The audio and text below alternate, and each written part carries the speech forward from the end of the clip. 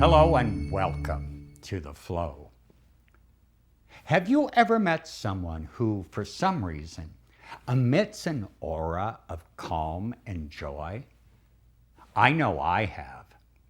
Their laughter is authentic, and their positive energy is infectious and contagious. No matter how you felt prior, in their presence, you feel as though all is well. I would suggest that these individuals are spiritually centered. Either they are active in centering or contemplative prayer, or they may use another form of meditation. But no matter what they use, it leads to the same place.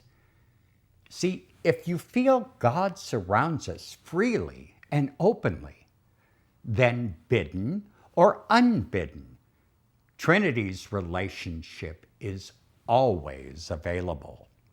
And this should be your contemplative goal. Let's begin our time together by washing away the week. If you wish, you can press pause and wash your hands along with words spoken.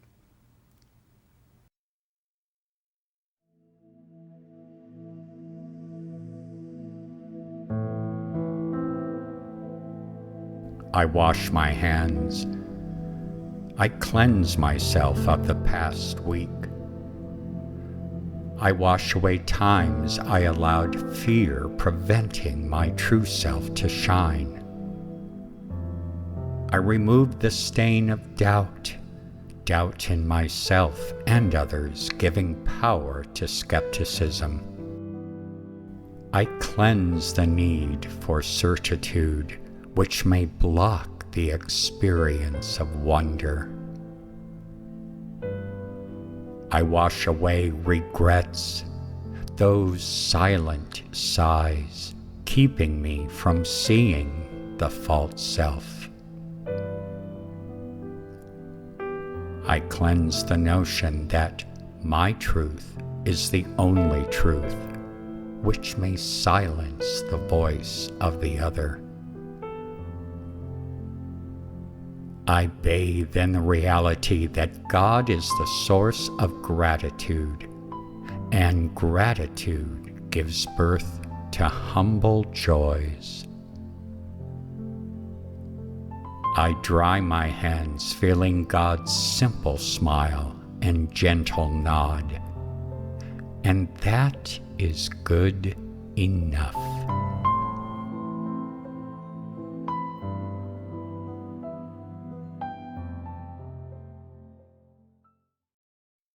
In order to love God and neighbor, first learn to love a stone. Stones, be it a small rock or even a pebble, seems invincible to aging. The rock we may see on a hike or even a short walk displays a quiet sense of strength. After all, it has been a part of our planet long before any of us. In order to love God and neighbor, first learn to love a stone.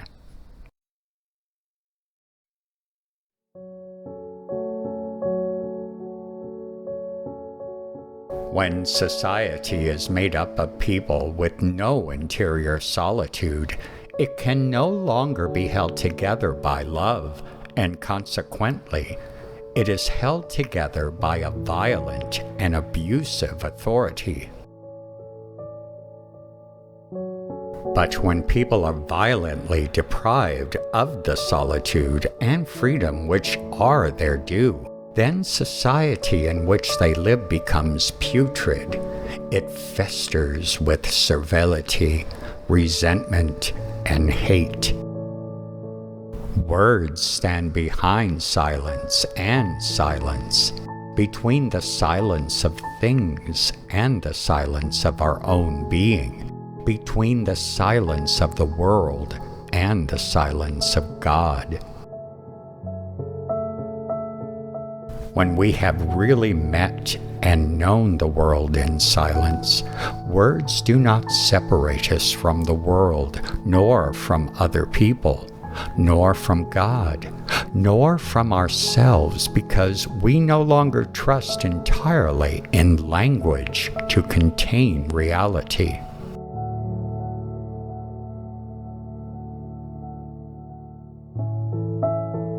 Be still and aware.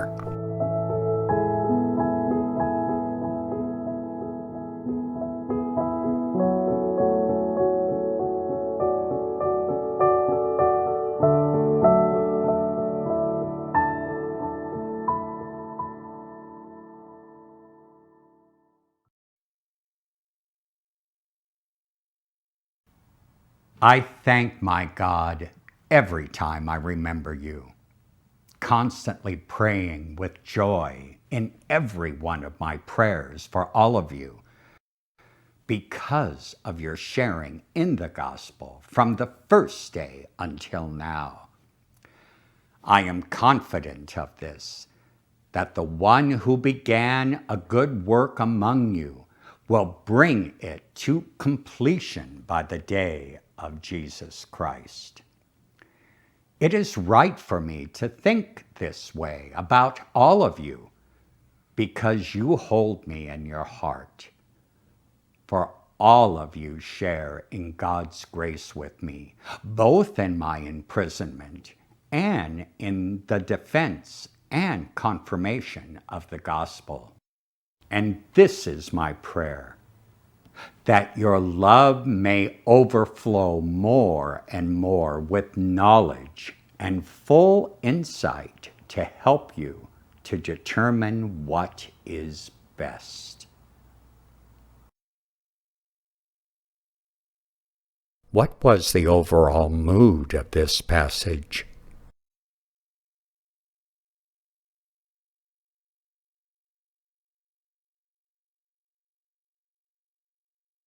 What was the first thing you noticed?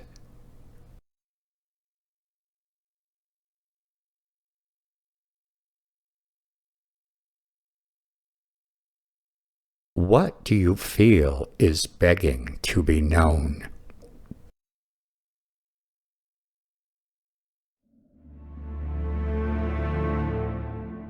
I thank my God every time I remember you, constantly praying with joy in every one of my prayers for all of you, because of your sharing in the gospel from the first day until now. I am confident of this, that the one who began a good work among you will bring it to completion by the day of Jesus Christ. It is right for me to think this way about all of you, because you hold me in your heart. For all of you share in God's grace with me, both in my imprisonment and in the defense and confirmation of the gospel. And this is my prayer, that your love may overflow more and more with knowledge and full insight to help you to determine what is best.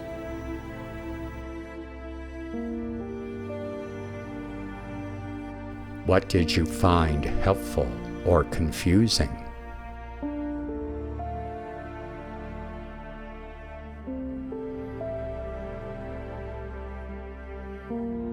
What word or phrase spoke to you?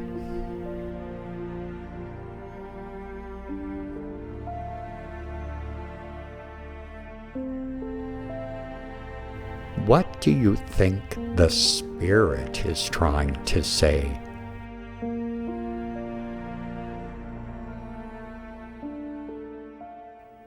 Paul feels gratitude towards his faith community in Philippi, and he credits them for sharing the gospel from the beginning of their relationship.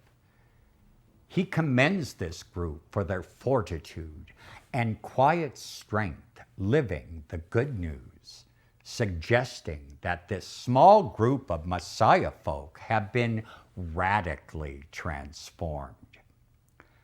The passage ends with Paul demonstrating that he believes this community has embraced non-binary thinking so well that he believes they have the wisdom to determine what is best for their small home church. If you know anything about Philippi in the first century, it was a large Roman settlement with a diverse population, a mix of many cultures and traditions.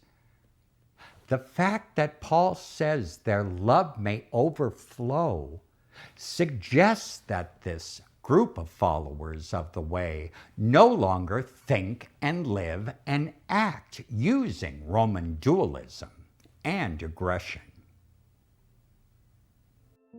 And this is my prayer, that your love may overflow more and more with knowledge and full insight to help you to determine what is best. And now, engaged with the totality of the text, see where it takes you.